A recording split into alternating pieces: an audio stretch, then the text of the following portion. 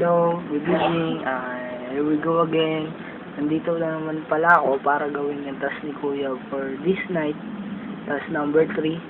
And ang task ngayon ay draw your life. And then, dahil wala akong maisip, gumawa na lang ako ng isang pie graph. And then, ipapaliwanan ko na lang sa inyo. Pasensya na kung malabo yung video kasi ano to eh. Yung cellphone ko kasi hindi siya Android. Okay.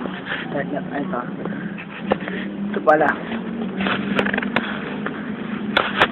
And then, ayun nga. Siguro nakikita nyo naman yung sulat. Itong medyo malaki, medyo malawak. Faith to God. Dahil dito yung malaking pananampalataya ko kay Lord.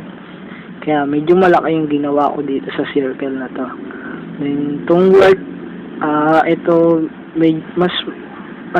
medyo malaki din siya kasi dahil halos yung oras ko ngayon nasa trabaho.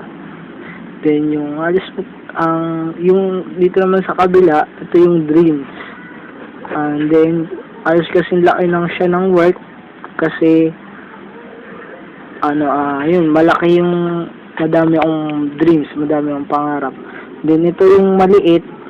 Itong maliit, ito naman yung time para sa sarili ko. Dahil konti lang naman talaga yung time ko para sa sarili ko. Dahil, yun nga, trabaho, bahay lang ako eh. Dito naman, ito naman yung time for my family. Okay, and then, thank you. Ayan, lapit ko konti.